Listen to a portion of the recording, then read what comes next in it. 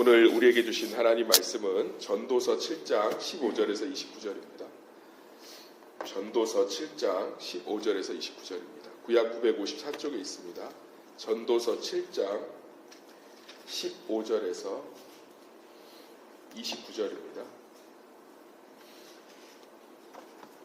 전도서 7장 15절에서 29절입니다. 구약 954쪽 전도서 7장 15절에서 29절. 찾으신 줄로 믿고 우리 번갈아 읽도록 하겠습니다. 내 허무한 날을 사는 동안 내가 그 모든 일을 살펴보았더니 자기의 의로움에도 불구하고 멸망하는 의인이 있고 자기의 악행에도 불구하고 장수하는 악인이 있으니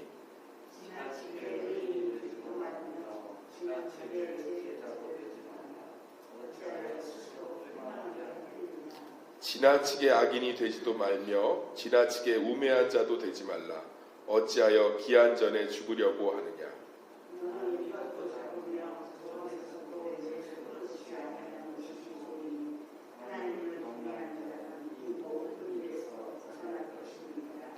지혜가 지혜자를 성읍 가운데 있는 10명의 권력자들보다 더 능력이 있게 하느니라.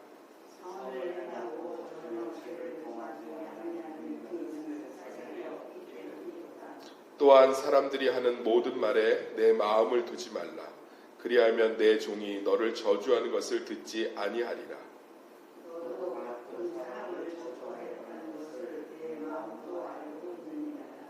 내가 이 모든 것을 지혜로 시험하며 스스로 이르기를 내가 지혜자가 되리라 하였으나 지혜가 나를 멀리하였도다.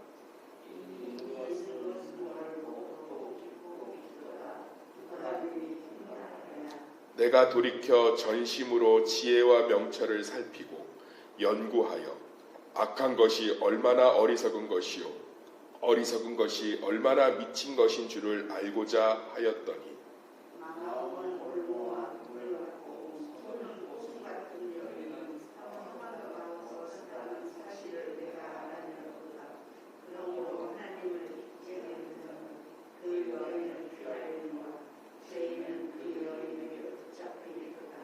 전도자가 이르되 보라 내가 낱낱이 살펴 그 이치를 연구하여 이것을 깨달았노라.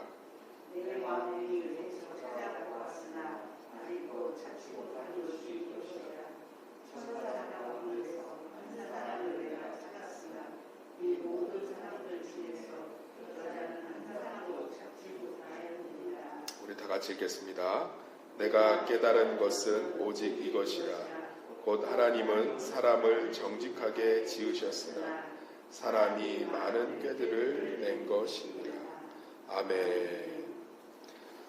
하나님의 도우심을 바라보는 삶이라는 제목으로 오늘 말씀을 좀 살펴보도록 하겠습니다. 오늘 말씀 긴데요. 그냥 이 솔로몬이 느끼는 3가지 절망을 기록해 놨어요. 근데 이 절망 가운데 참 은혜가 있습니다.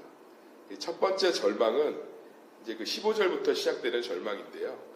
이게 좀 의인이 좀 장수하고 악인이 좀 일찍 죽는 게 이게 좀 이 세상의 이치가 돼야 되는 게 권선징악적 세상이 되는 건데 솔로몬이 보니까 아닌 경우도 있다는 거. 아닌 경우도 의인은 오히려 일찍 죽고 저런 사람이 왜 저렇게 일찍 죽었을까. 성경에도 정말 그래요.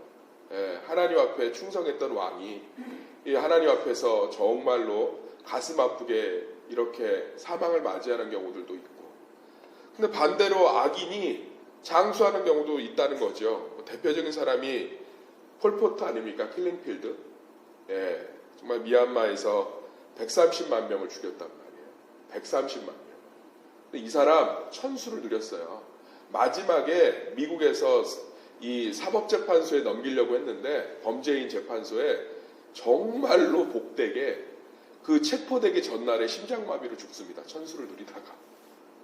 이런 경우들이 있다는 거예요. 사람을 130만 명이나 죽여놓고 천수를 누리다가 이제 사법적인 판단을 받고 감옥에 갇히려고 하니까 전날 자택에서 심장마비로 조용히 죽어요. 이런 경우가 너무 많지 않습니까? 악인이 더 돈을 잘 벌고 의인은 아무리 몸부림쳐도 가난을 벗어날 수 없고 이게 이제 솔로몬이 느끼는 절망이에요. 솔로몬이 느끼는 절망. 이거 뭐냐? 이거 어떻게 하냐?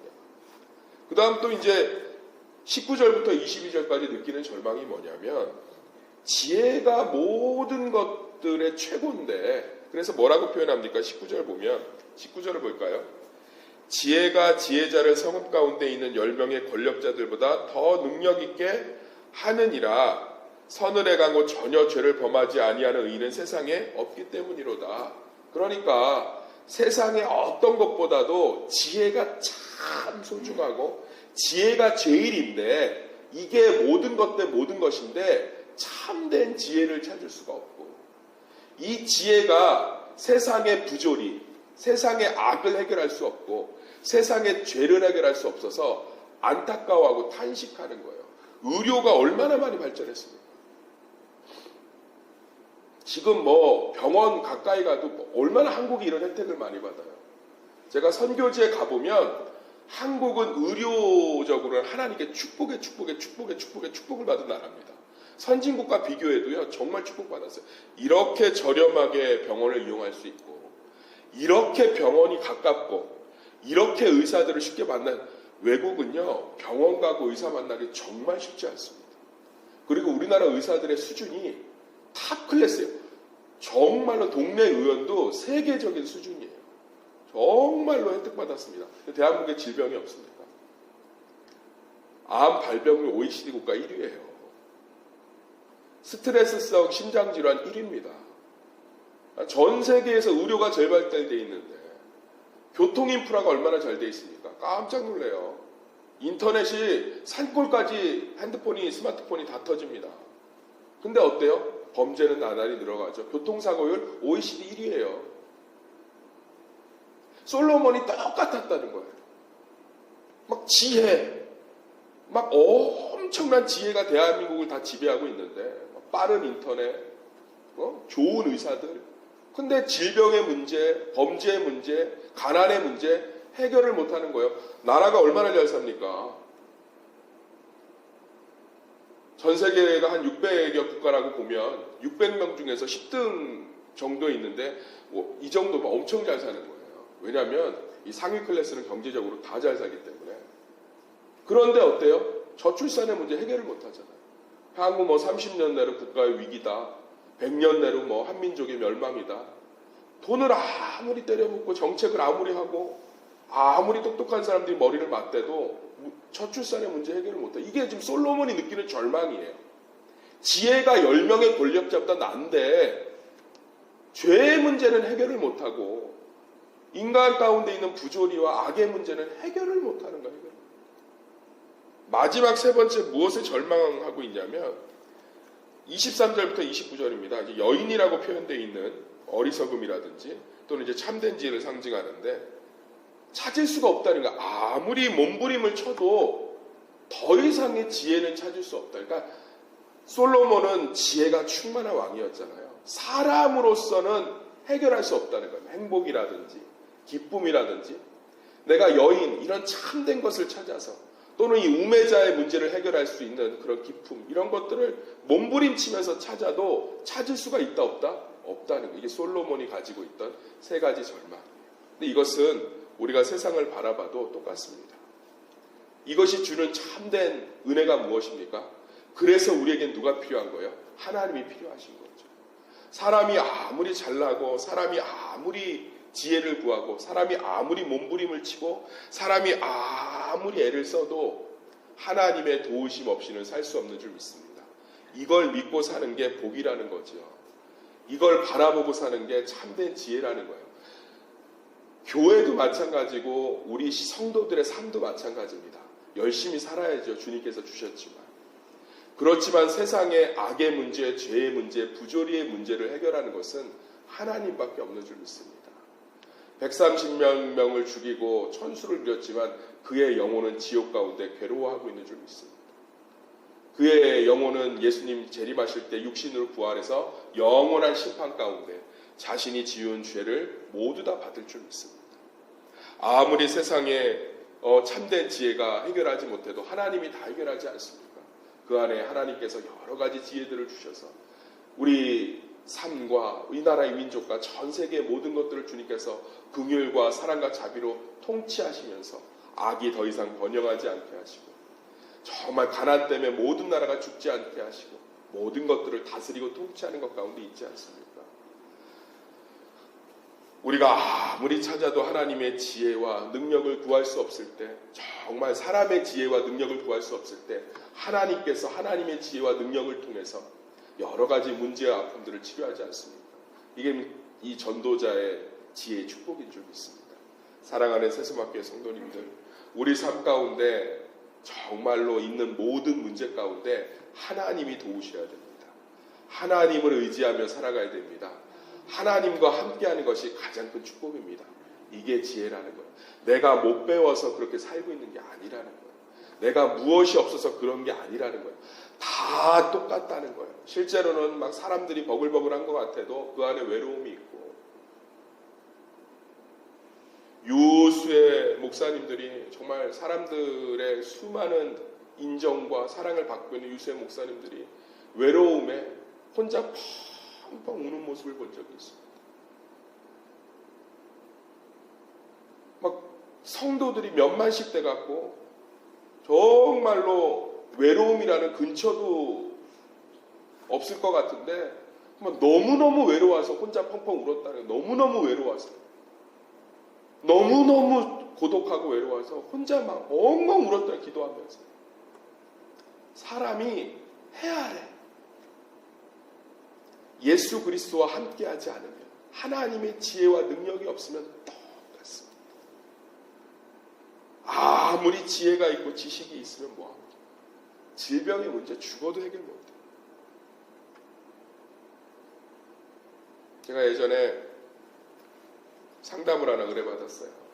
제가 아는 이제 친구가 이제 유수의 명문대를 나와서 개인 과외를 하는데, 이름만 대면 아는 우리나라 최고의 제철업체의 부사장, 굉장히 높은 임원으로 있는 집에 외동아들을 과외를 하는데, 어떻게 그 아이를 접근해야 되는지 얘기해 주는데 아무 말을 안 하는 거예요. 아무 말을.